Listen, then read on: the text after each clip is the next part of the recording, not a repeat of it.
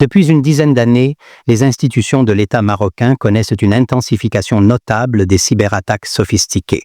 Ces institutions sont la cible d'opérations d'intrusion précises menées par des groupes de hackers visant des bases de données sensibles, dont le contenu est ensuite largement diffusé sur Internet. Certaines de ces attaques ont été attribuées à des acteurs identifiés, notamment la France et l'Espagne, tandis que d'autres demeurent d'origine inconnue, en particulier celles survenues au cours de l'année 2025, qui ont suscité de profondes interrogations sur l'identité et les motivations des auteurs. Malgré l'inquiétude croissante de l'opinion publique marocaine et ses appels à des explications officielles concernant ces attaques qui portent atteinte à la souveraineté et à la sécurité numérique du pays, les autorités marocaines gardent le silence.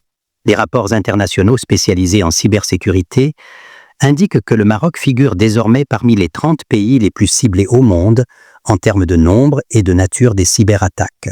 De manière générale, ces rapports soulignent que les objectifs de ces attaques contre les pays ne se limitent pas uniquement à l'infiltration et à la fuite de données, mais s'étendent également à la tentative de fragiliser l'image de l'État en le présentant comme un pays institutionnellement et sécuritairement vulnérable.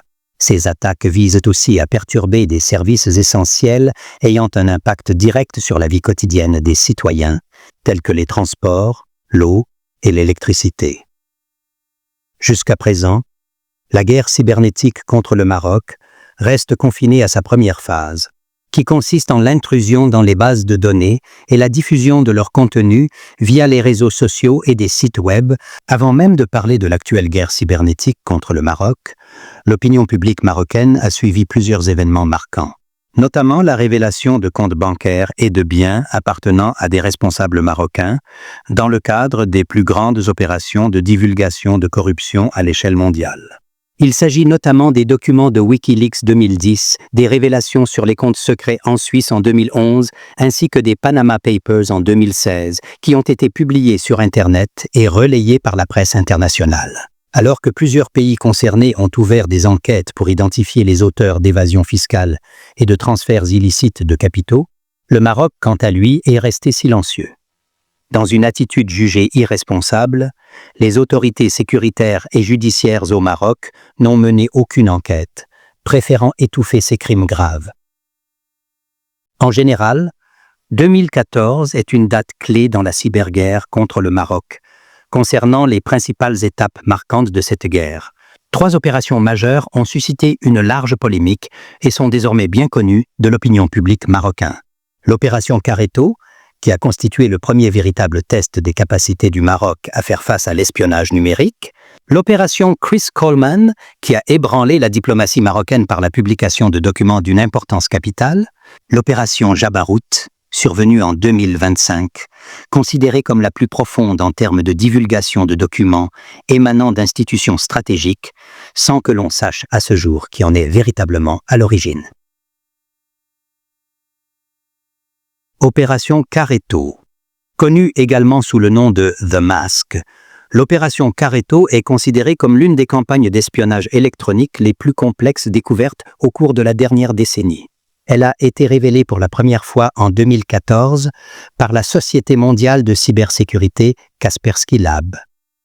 Ce qui distingue cette opération, ce n'est pas seulement son ampleur géographique, plus de 30 pays à travers le monde, mais aussi le haut niveau de sophistication technologique et de professionnalisme dont elle témoigne, la plaçant comme un modèle avancé en matière d'attaques cybernétiques ciblées.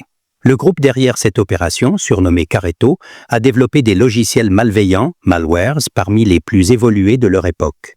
Ces outils étaient capables d'exécuter un large éventail de tâches d'espionnage. Vol de mots de passe et de clés de chiffrement, enregistrement des frappes clavier, interception de communications privées, accès complet aux fichiers des appareils infectés et dissimulation avancée de leurs traces, rendant leur détection et leur analyse extrêmement difficiles pour les enquêteurs numériques. Selon Kaspersky, le Maroc était une cible clé de l'opération Careto.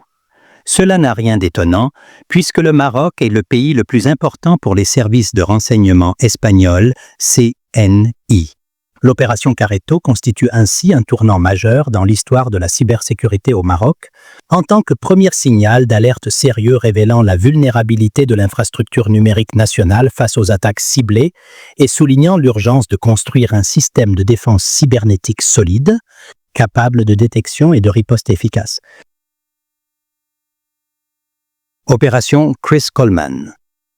La même année, en 2014, la cybersécurité du Maroc a subi une secousse encore plus grave que celle provoquée par Carreto.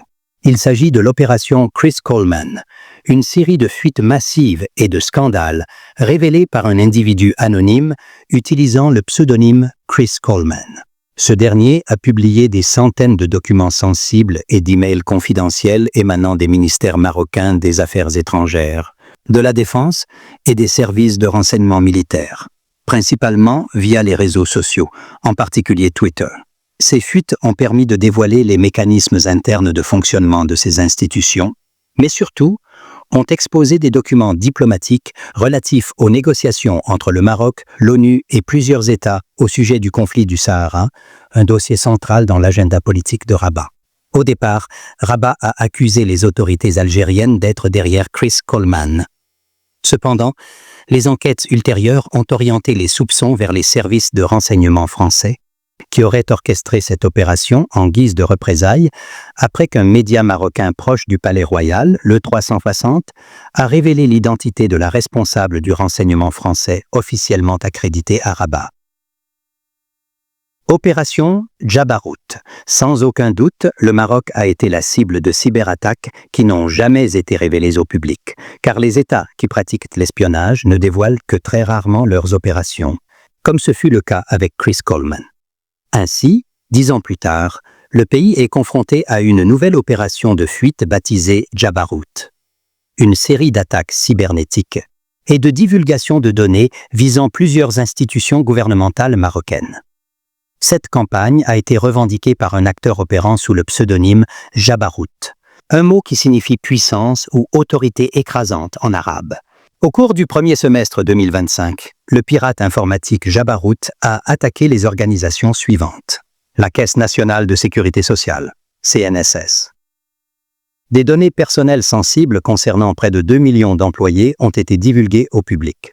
Le ministère de l'Inclusion économique, de la petite entreprise, de l'emploi et des compétences. Jabarout a revendiqué des attaques ciblant le site web et les bases de données du ministère de l'Inclusion économique. Il a aussi attaqué la plateforme des notaires marocains. En relation avec ce dernier attaque, l'opinion publique marocaine a pu découvrir via cette plateforme des biens immobiliers appartenant à des responsables marocains, dont la valeur est disproportionnée par rapport à leur salaire mensuel, certains équivalent à plus de 400 années de salaire, un scandale majuscule. Jabarout a annoncé qu'il attaquait aussi le ministère de la Justice. Ainsi, l'opération Carreto était une véritable opération d'espionnage menée par l'Espagne. L'opération Chris Coleman, quant à elle, représentait une vengeance de la France contre le Maroc. En revanche, nul ne sait qui se cache derrière l'opération Jabarout. S'agit-il d'un groupe étranger ou d'un règlement de comptes internes au Maroc? L'opération Jabarout visait à influencer l'opinion publique marocaine en exposant la corruption dans le pays. Mais une question se pose. Pourquoi les documents divulgués contenaient-ils les noms de certaines personnes au pouvoir qui se sont enrichies illégalement, tandis que d'autres noms n'ont pas été révélés? À la suite de cette guerre cybernétique contre Maroc, l'opinion publique marocaine réclame l'ouverture d'une enquête sur l'enrichissement illégal de certains responsables, comme le prouvent les documents divulgués, et demande aux services de sécurité et de renseignement de fournir des explications claires sur l'identité des auteurs de ces cyberattaques.